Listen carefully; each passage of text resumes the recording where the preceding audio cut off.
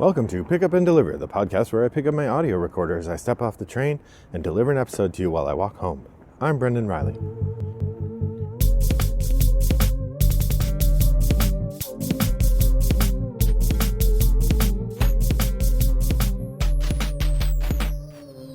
Well, good afternoon, listeners. It is a lovely day here in suburban Chicago. I'm walking home after my zombie class. We watched Return of the Living Dead today, which is quite a goofy movie. Lots of silliness, lots of weirdness, lots of unnecessary female nudity, but otherwise perfectly enjoyable. The movie that originated the term brains, or the idea that zombies like to eat brains. That's 1985's Return of the Living Dead. But you aren't here to hear a zombie review. You're here for the next games in my top 50 list. That's right, it's time for the next segment in which I tell you about my top 50 list. We're getting down to it, folks. This is going to be numbers 16 through 11. So we're going to get right up to the top 10. And the next two episodes will be the top 10.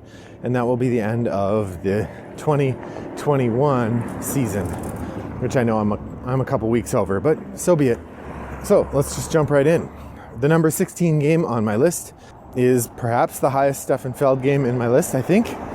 That is Carpe Diem. Carpe Diem, it was number 19 it was number 12 when I did my 2019 list, and it is now number 16, so it's moved down a few slots.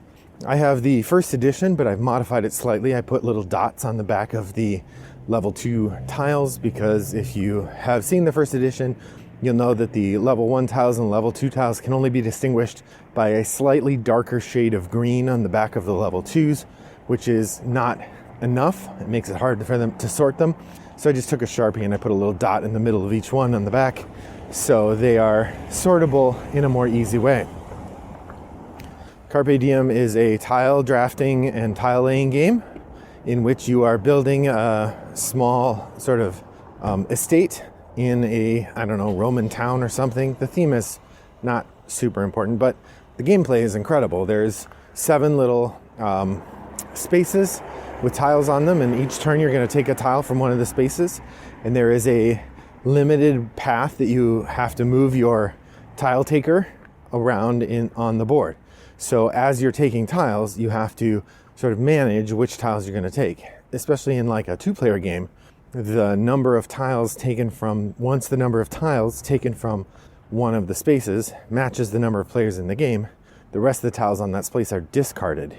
So you really have to watch what you're doing, because your opponent could come in and get rid of a tile that you wanted, even by not even by taking it, just by taking something else. So the balance is really nice.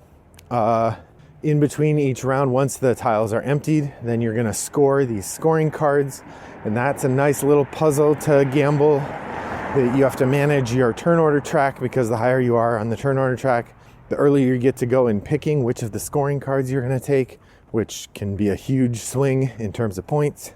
There's a nice push your luck element with the size of the buildings. The buildings score at the end of the game based on how many chimneys they have, but a building will only score if it's completed, meaning that you've sort of closed off all the hallways. So you can early on sort of build a giant building, go for that top level scoring, but if you aren't careful later in the game, you could get screwed on the tiles that you draw and not be able to close it.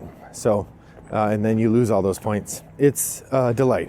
The thing I like most about the game is that tension in choosing which tiles you're going to get. There are some tiles that give you an immediate bonus or an immediate reward, which you can then use for either buying more tiles or for that scoring element we talked about.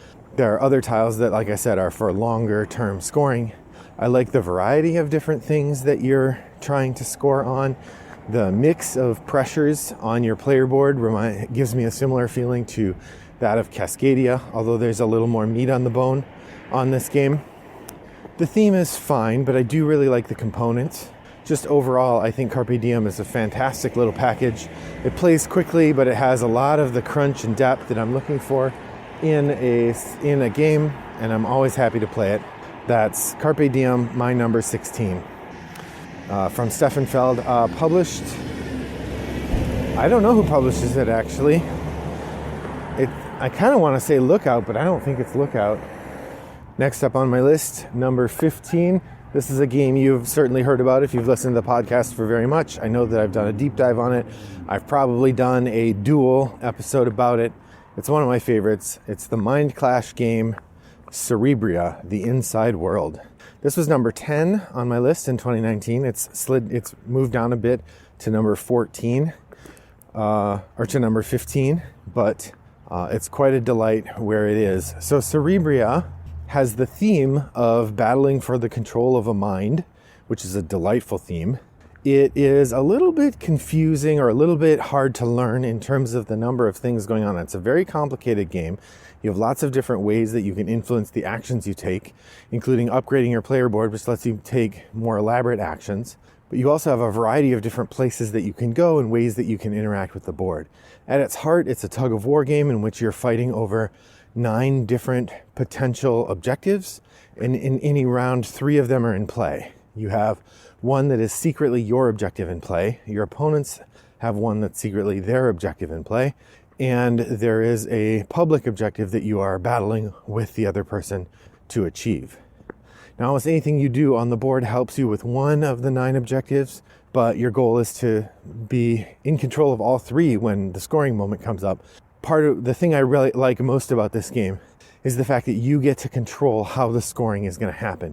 Each round, you make a move, and as part of your move during your turn, you can I think they call it absorb energy from the middle of the board. There's this plot of like 5 pools of energy, and when you absorb energy from the pool, each pool has a bonus that you get, and depending where you are, you might get 2 or 3 or 4 energy from that pool. And here's the thing, if you empty the pool when you absorb from it, you immediately go into a scoring phase where you compare your results and your opponents compare their results, and then you together compare your results for the shared goal, and you either gain 0, 1, or 2 elements into the board. Plus, if you had a thing positioned at the right position, you could get a third one. And at the end of the game, the main scoring element is just this tower in the middle. And when you're playing the full game, which I absolutely recommend you do once you've played once, there is also this secondary scoring thing for completing certain kinds of objectives during your turn.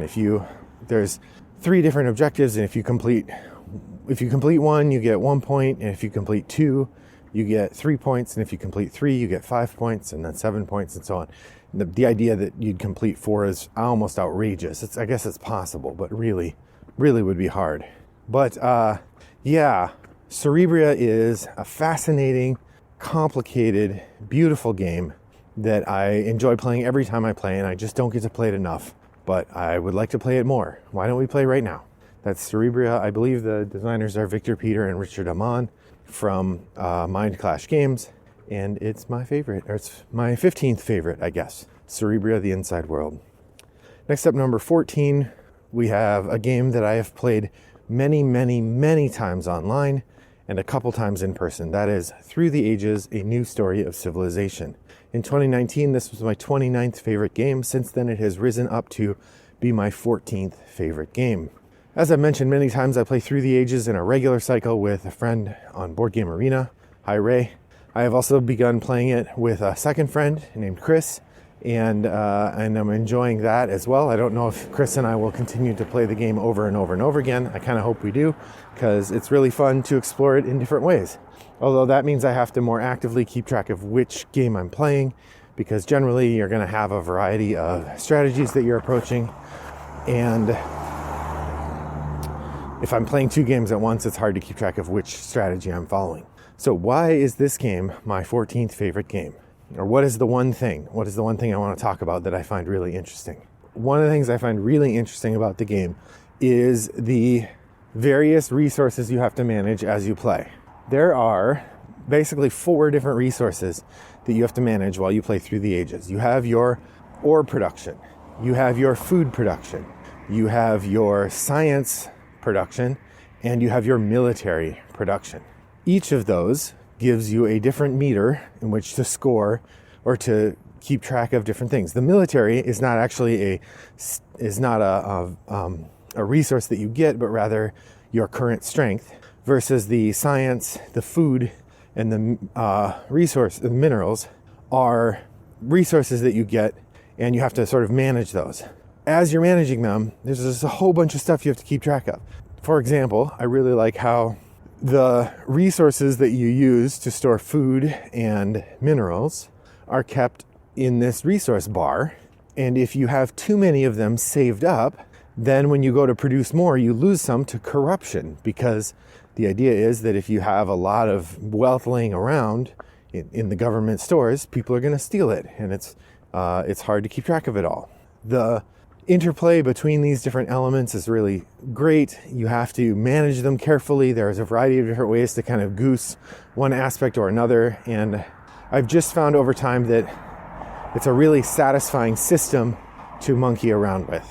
Overall, I think Through the Ages is a fantastic game, and I'm enjoying it every time I play it, and that's why it's my number 14, Through the Ages, A New Story of Civilization. On to my number 13. Number 13 is a game that I've had on my list. It was number 26 in 2019, and it's moved up to number 13, so it's moved up dramatically. It is a game that has a whole bunch of expansions. We have 3 of them, and there are 3 more that are due out soon, and I have pre-purchased all of those, along with a huge box to hold everything in. And this is Everdell. Everdell is a worker placement and tableau building game from James Wilson and Starling Games. The design on this game is beautiful. The theme is delightful. It's a bunch of little animals building a town. The player interaction is mostly muted, but there's just a little bit there. You can interfere with each other just a soupçon, just a little bit, but not so much that it feels terrible. And even when you do interfere with each other, it's minor. Although the skunk, which is a negative 2-point card that you can put in someone else's tableau, if deployed properly, can really screw up somebody's plans. Usually toward the end of the game, you're only allowed to have 15 cards in your tableau, and toward the end of the game, throwing a skunk in there when somebody has 0, like just 1 space left or 2 spaces left, you can really screw up their plans in a way that doesn't always feel great. But, that's the way the game goes. My favorite thing about the game is the feeling of acceleration that comes from playing the game. Like, it is built, when you've played it a couple times and you kind of understand it, Everdell is built so that you start with almost nothing. You have 2 workers, no resources, and 2 workers, 5 cards in hand. Now, if you're the second player, you have 6 cards, third player 7, etc. But, basically nothing. On your turn, you got to play a worker or play a card. You can also play cards from the market, but at the beginning of the game, you just have not much to do. As the game goes along, though, your engine starts to ramp up. You start to play cards that give you other cards for free, or that activate other cards. And over time, you get this acceleration of experience that results in a massive swing in the feeling of the game. In the first half of the game, the feeling is, oh man, I can't get anything done. I'm moving so slow. I can't accomplish anything. How am I going to ever play any cards at all? Until in the last round, you're like, I have 4 workers left. I have 1,000 resources. I only have 1 spot left, 1 tableau spot left on my board. What am I going to do with all this stuff? And the distinction between those 2 elements is choice. It's really perfect.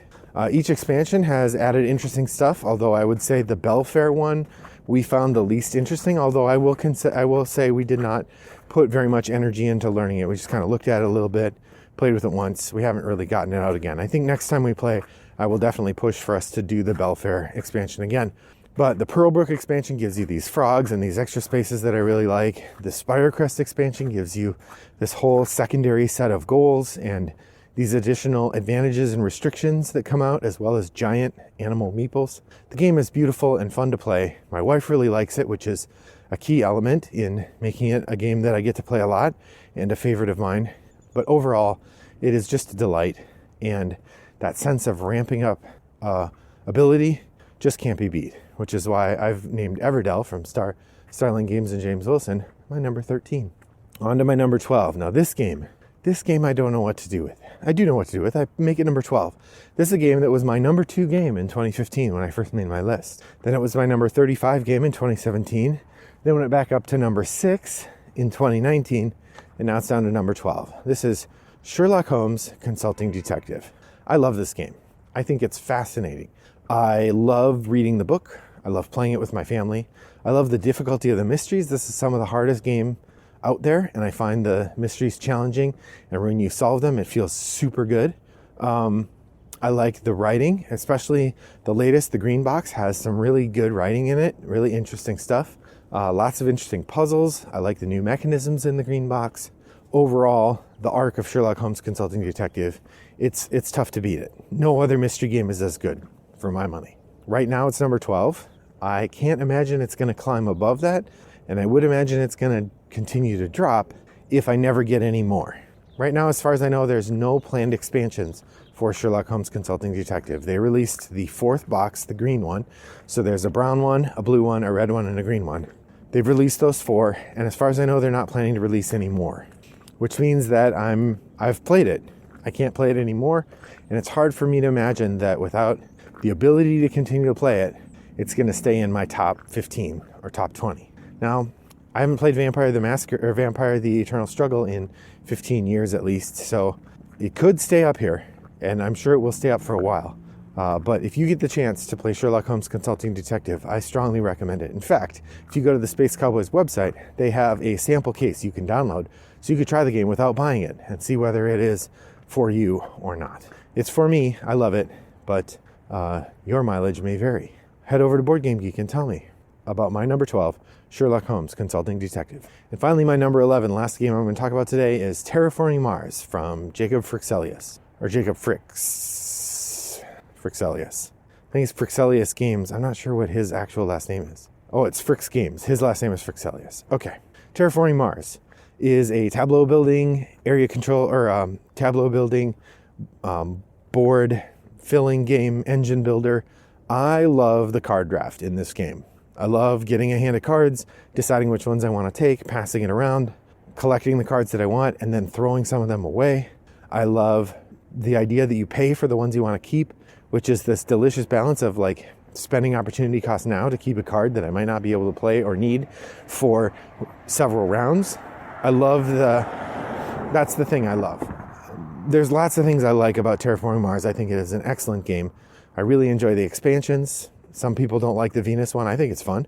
Some people generally like Prelude. I agree. Prelude is mwah, chef's kiss. Perfect. I haven't played Colonies yet. I haven't played Turmoil yet, but I do have them both, and they're in my box because I love Terraforming Mars. I'm super happy to have a nice copy. In fact, I printed 3D printed tiles for forests and oceans and every city. So I took the expansion box from some other game, and I turned it into my Terraforming Mars expansion, or my Terraforming Mars 3D tile box, because that's how much I enjoy it. So it is not a game I've played recently, but I have played it a lot. I didn't tell you where it started at spot number 16 in 2017, went down to 23 in 2019, back up to a number 11. And I imagine it'll stay near the top of the list for quite some time because I think it is dope. I really like it. Which brings me to the end of today's list. Thank you for joining me. Have you played these games? Are they on your top 50 list? Head over to Board Game Geek Guild 3269 and join the conversation there. Gabriel Edge and I have been sharing conversations about his list, but I would love to see more listeners pipe in their ideas as well. Well, that's it for me. I appreciate your taking a listen for me, and I hope that your next walk is as pleasant as mine was. See you tomorrow. Bye-bye.